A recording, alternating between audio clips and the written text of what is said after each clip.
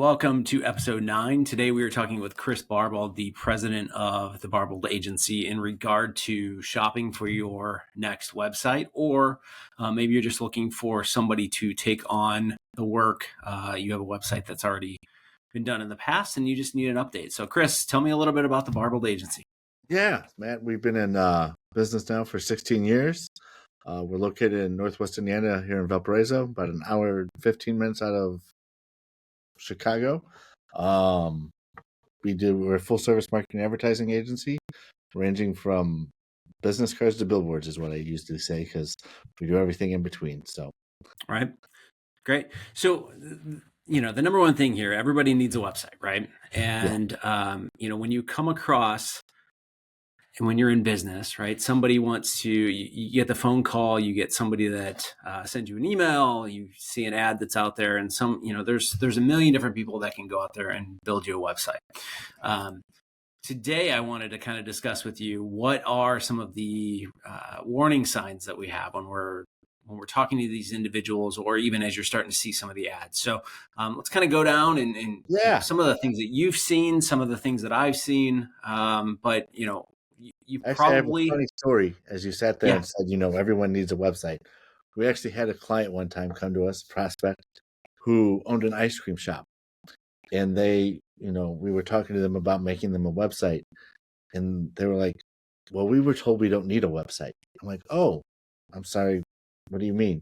And they're like, well, they said, in the mid 90s, if you didn't sell online, you didn't need a website. So I would definitely say this much, that what we say today in 2025 of February will change. So, in this given time snapshot, don't take whatever we say today straight to heart, because it will change. I promise you that in the next few years. So that is true, right? So I've heard the same thing, right? So service business, maybe a really small company that just thinks they don't need a website, and I guess that's fine. But people find your business online at this point. So let's jump into kind of the first thing that I see all the time. We have everything from businesses like yours that are offering these services, all the way to you'll get a college student that'll reach out, building their portfolio, or somebody that's starting, or somebody that you've never even heard of is knocking on your door asking if you need a website. Like, what are some of the pros and what are some of the cons when it comes to the type of individual or business that you're dealing with? Yeah, so I would say it varies so much. Like, the key is ask for a portfolio. You need to see some of this work before. Even a college student, right? They usually probably have a class or two that they've taken to start working on their portfolio. And it's always so interesting to see the different breadths of how people do it. I always say one of the reasons that people come to us, the Barbauld Agency, is for the talent that we have. We have a graphic artist to design it, a designer, a programmer to program it, a copywriter to write it, a marketing person to make sure your call to actions are in the right place, and making sure all of that comes together. But that may not be what every business needs. You're a smaller business that, just having some college student who is trying to grow their portfolio could work very well for you. But the key is making sure that the level of business you are matches the person you're hiring. Yeah, I think that's huge, right? So if you get a college student to come in, sometimes they may have some legitimate expertise, right? Sometimes they may be in Wix for the first time or something along those lines, and they're kind of learning on the job and they're trying to build that portfolio. I think the question just really is, how advanced are you? How many websites have you done? Yeah. And quite honestly, can you show me some proof? Yep. Right. So exactly. Yeah. So, if you don't have a portfolio, if you have never done a website, we always kind of joke that you get what you pay for, right? Yeah. So if somebody comes in tomorrow and says, hey, I want to offer you a free website, what are your thoughts on that? Yeah. The free website, like we said, you get for what you pay for. So why are they offering you a free website? I know companies that will offer a free website, because what they do is they get their hooks into you, and then it's a monthly fee to keep the website going, or they end up owning your domain name, and that's the kiss of death. So Find out why. That's what I tell people. Like, be curious, because there is a reason why that they're willing to give it to you for free. Maybe they say, "Oh, we'll give you a free website if you spend $100,000 with us in order to do all the ads." Maybe that makes sense for your business. Maybe it doesn't, but vet it. If it sounds too good to be true, it usually is, right?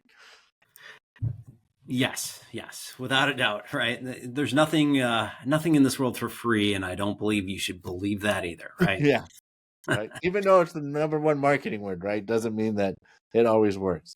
Now, if you have a college student that might be worth doing it for free, ask them why.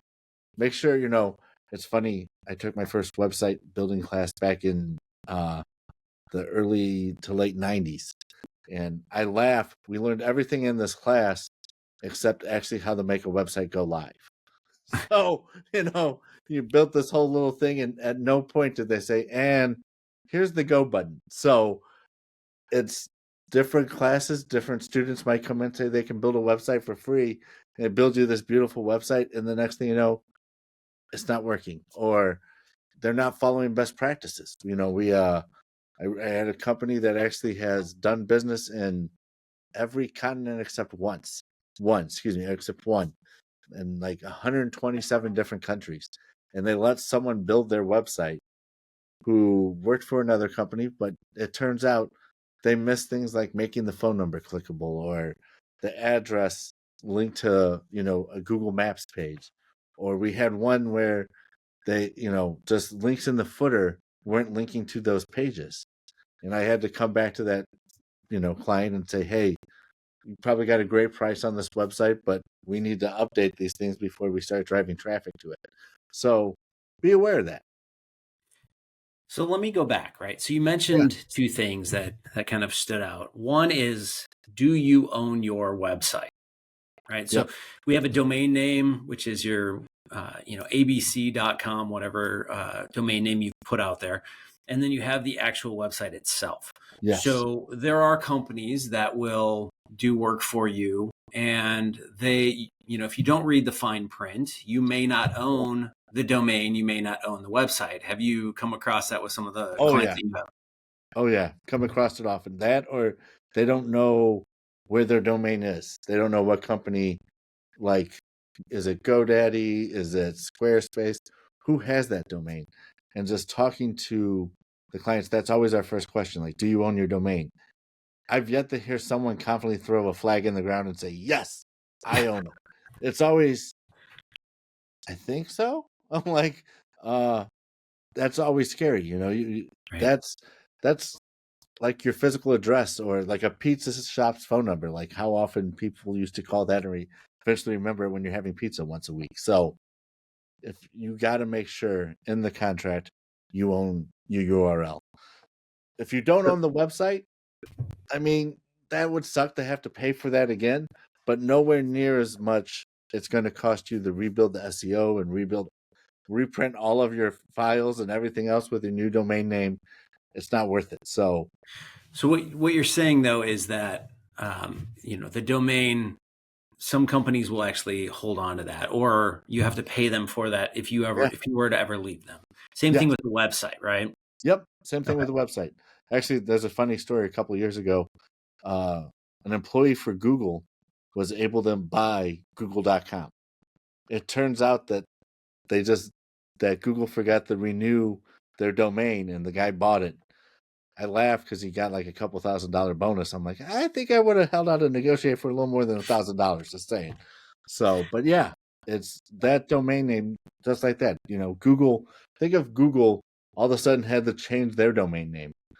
It'd be terrible for them. Right. So you may not be as big as Google, but still, I bet you there's a few people that know your website. So And then you mentioned, make sure that that is in the contract, right? So a yes, lot of people may be doing handshake deals. They may be, they know cousin Timmy can do a website, or Timmy knows somebody else that can do a website. And then it ends up where you are getting a website, you've paid for it, and you don't have any physical contract in hand that outlines anything. How does that cause some issues as oh well? yes, we've seen that as well, where the no contract that you see people come to the, once again, as I said, no one's ever defiantly said, I own my domain name. Uh, it is so that contract lays that out for them. Our contract, for example, talks about SEO in our contract. We had a couple of years ago where, funny enough, a teammate and I, we had we each went a separate way that day in order to sell a website, and we both got back, sold the websites, did the work, and they both clients were like, "Oh, why aren't I on the first page of Google automatically?" And in the contract, it very clearly says, SEO is a separate service for us. Some website providers, it's not, but once again, making sure you're reading the contract, find out what you own, what you don't own. It could be, I've seen as far as where if you turn over photos, that they now own the photos. So if you want to show off a photo of, you know, maybe it's a family business that your father started, 50 years ago, 60 years ago, and you give them the family photo of, you know, your dad starting the business, there's contracts that say they now own that photo. Mhm. So make sure you read the fine print and really, really, and it's worth protecting you. If the person says, "Oh, I don't need one," well, then, like I said, making sure you own the domain. You know, as simple as that. So definitely worth thinking about. Yeah, I think having things in writing is always important. Recently had a client that had come back and was kind of questioning some things. I went in with um, another company to kind of do some things, and I had a contract that clearly stated what was involved. I'm not sure they did, but we were acting as two separate businesses, and that's how it worked, right? So, as I talked to the client went, "Oh, of course, that's clearly outlined in the contract. I should have known that." And that was the end of it. So, really, if you understand what is in there and it's stated, that can be everything from the deliverables to how they're Yeah, handled to even the communication, right? So, yeah, communication is key. Uh, you hire somebody and you pay them money, and then they take these files, these pictures and all of this, and they disappear, right? yeah, So the communication of going back and forth and having these timely meetings is really important. And I think many people overlook that part, right? So for sure. if people aren't responding, if you send an email and you're not getting an answer for a week or even worse beyond that, that's a problem, right? Yeah, So, I mean, from an agency side, you're yes, probably seeing it from a client side, but yeah, that causes delays and causes hiccups. And your timeliness of getting that website to where it needs to be is always going to be delayed if somebody is not getting back in touch with you. yep. And both sides for sure. And it's something that I try to when I talk to people about starting a website project. It's about getting what you need to deliver to the person building your website before you even make the call. So as we talked about earlier, that 50-year-old picture of your dad starting the business or your mom starting the business. Well, find those pictures, have those ready so when they say, you know, that you can deliver that stuff. And then there should be something laid out of here's our, 60-day plan, 30-day plan, 2-week plan, whatever it takes for them to build the website to come back to you and say, in this time frame, we're going to, do this, this, and this. One thing I did forget to say about the contract is revisions and how those will be handled. So is it, endless revisions? Is it 2 hours worth of revisions? And also, when are you going to see the website? Mhm. Sometimes people mock it up in a design file and then code it and then show you. Some people just do the whole website and say, here's your website. Hope you're happy. It varies so much. I mean, I bet you've seen that in your own Oh regard. yeah, yeah, without a doubt. I mean, it, it depends. It really does on who you're dealing with, and many times I've seen, here's the deliverable. This is what we've put out for you. If you want changes, it's extra. Many of the times that I do work and that you do work, I know there's revisions in there, right? So Yep. there's set number of revisions, changes that can be done up to a certain amount of hours or whatever it may be. Um, that is always something to look forward to Yeah. because quite honestly, nothing is going to come out perfect. Yeah. It just never works that way. So Nope. we might as well look for that on the end to say, okay, when we do get it to where we think it's going to be correct, we know it's not going to be. Yeah. How many hours of revisions do I get to make it correct? Yep. Okay. And also the difference between a revision and, you know, what, like when you're building a house and it's called the blue tape, where they give you the little blue Hmm. painter's tape and you have to walk around and go, well, they messed up here, they messed up here. Same thing, that there should be a set of revisions, and separately they should want to fix the website to make it right. You know, I've seen times the biggest mistake that I see with amateur website makers is they put a contact form and then forget to link it somewhere. Hmm. Like they're like, oh, you know, and it usually takes the business, depending on how many forms they get, a week to 3 weeks where they're like, we haven't got any forms lately. And the guy's like, that's what I forgot to do. So, you know, making sure that that's not considered a revision, but that's considered, you know, a punch list item that they need to go back and fix. Right. So you've just called me out. I've actually got a web page right now with a form that's not working, and I'm trying to find time to get back to it either today or tomorrow. So you've officially called me out. So here, let me call out the my the the one I love to hear the most. Right. We'll build you a website, and you'll be on the first page of Google. Oh yes, Is love it. that going to That's happen? the that's the biggest red flag. Right. That's like this little, you know, Monopoly get out of jail free card. You can go as fast as you want by the cops, but they're never going to arrest you. Um, if they say that, run. Honestly, Yeah. it's a terrible thing. There's Google's algorithm is forever evolving, forever changing.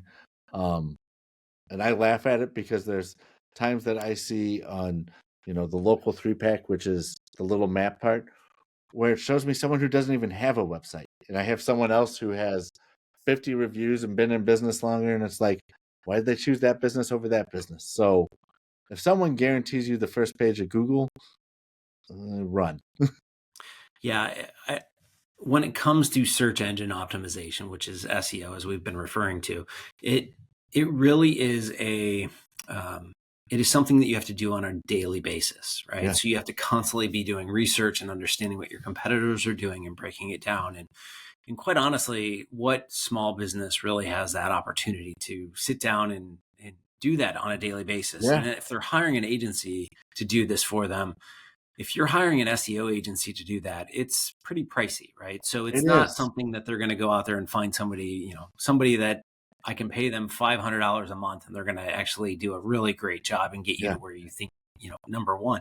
It's just not going to happen. So I always cringe when I hear I want to be number one, Yeah. as we joke on the Google, right? On the Google. Yes. On the Google that you hear that every once in a while. But okay, so And it is true. I mean, you see that so much with SEO as we talk about SEO.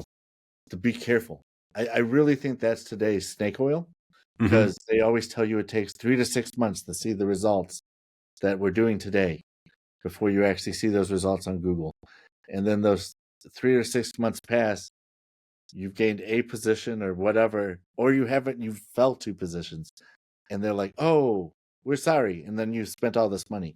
So yeah. it is very, very tough with the SEO game of finding a valid company. You know, there for a little bit, we didn't do it and we had to outsource it. And I actually got bamboozled by these companies. So it's easy to do nowadays. I mean, Yeah.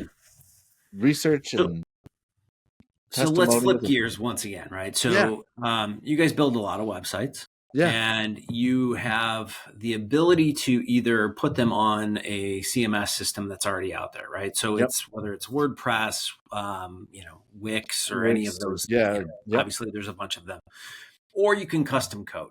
Yeah. Um, from an agency perspective, I know there are agencies that will do a lot of custom coded websites and build Yep. these beautiful things that are art. And then there are others that will take templates or WordPress and kind of manipulate them to where they need to be. And then there's all the way on the other side, somebody that just is looking for a theme, upload it into WordPress, and then they can customize it real easily to what they're Yeah. looking at. Um, what do you think is, if somebody doesn't necessarily understand how to build a website, what direction would you go? Yeah, I would say it depends what you want to do with your website in the end, right? If you want to build it and forget about it, which what I often say is if you build it and forget about it, Google will too. But if you build it and you want to go in the back end, and maybe you have a pizza restaurant and you change up the weekly specials. Well, if someone's hard coding that and you've never taken a programming class, that might be a little bit harder to understand. But if you put it on a CRM and it's a little bit easier and they have, hey, this is exactly where you go, they make you a little video, then that's probably the way to go. But it really is a personal choice. I mean, Nike, Bloomberg.com, those are built on WordPress. There's Right. people that talk bad about WordPress. Then again, there's people that talk bad about all of them. I personally can't stand Drupal. We have a client on Drupal, and I don't understand why it takes so long for the programmers to do stuff. And they're like, Chris, have a seat. I'll show you. And I'm like, okay, that is taking way longer than I expected to. So, but Right. it is a personal choice. But the key is remembering what your ultimate goal is. Is it build it? Is it for speed? The other thing is if you're going to build it on one of these CRMs like WordPress, secure it. That is very, very vulnerable. That if you're not updating the CRM and all of the plugins that go with it, bad people can get into your website and do bad things. So let's say that I hire the Barbauld Agency to do a website, and you build the website. Yep. On the flip side, if I'm that restaurant that wants to change the menu every single week, it's a page that I have to go, right? So I have to log into WordPress. I have to go to that individual page and I would have to update it. Now, Yep. do you guys offer any services to where you train them how to update those things? We do. Actually, what we've done lately now is for those clients, we used to like anything and you learn in business, right? The first few times we built the thing, handed him the keys, and then I get a phone call 2 weeks later and say, "There's a giant cat on my homepage." I'm like, "Well, do you know this cat?" "Yeah, it's Fluffy." You uploaded Fluffy, Right. so Right. That's always fun, isn't it? it is fun. It is fun, and then you have to go in and find out how much else they broke in the back engine. And then for a few years, we didn't give people access. What we found lately now is we try to limit access to what they're going to change, like that Mhm. menu item or something like that. And then we provide a video to them and say, hey, here's how you're going to log in. Here's where you're going to go. Here's where you're going to type. And you can have fun in the sandbox and play all day. So it is. It's one of those things as an agency that we had to learn of what's the right amount of keys to the Ferrari do you give them. Right. And another thing that I've noticed is I've done it myself is not backing things up. So training these people how to back up their websites, and then when they update a plugin or something, and it throws the entire website Yes. into something that you did not create. Right. So that happened to me last summer. I was updating a website and updated one little plugin and went back into the website, and it was completely different. Couldn't figure out what I had done. Yeah. Finally got it back, which was fine. But it's as simple as just clicking one thing. And I think that training, really, when you're talking to a company and you're becoming a partner, it's really important to understand what to do and what not to do. So if you're going to update So a true. plugin in WordPress, or you're going to update a certain page, make sure that you understand what you're doing and every button that you're pushing, and Yeah. maybe get Fluffy off the desktop before you start uploading images. But overall, I would say there's a bunch of things to look for, right? And it's really just how detailed or how involved you want to get, Yeah. how much money you want to spend, because you can spend a lot of money on websites, but you can also spend very little. Uh, Finding the right individual that's not going to waste your time, your money, is going to be responsive, Yep. and overall Can you just talk a little bit about understand the responsive, Matt? experience. What's that? Sorry, can you talk a little bit about what responsive means? Are they responsive when you reach out, right? So if I say, hey Chris, I need another 2 pages added to my website, we've got an event coming up on Saturday and it's Monday. If I don't get a response from you until Friday, that's not a good thing, right? Because Yeah. then I doubt that site is, or that page is going to get up, because odds are your designers aren't working on the weekend. So that's what I mean by responsive. If they're not checking their emails, if they're not responding to your text messaging, that's definitely something that's going to cause some problems for you in the future. Yeah, for sure. Cool. And I All hear right. that all. Last thoughts. Anything else you want to share? Also, last thing I would share is, where are you going to host your website? You know, um, what company works well?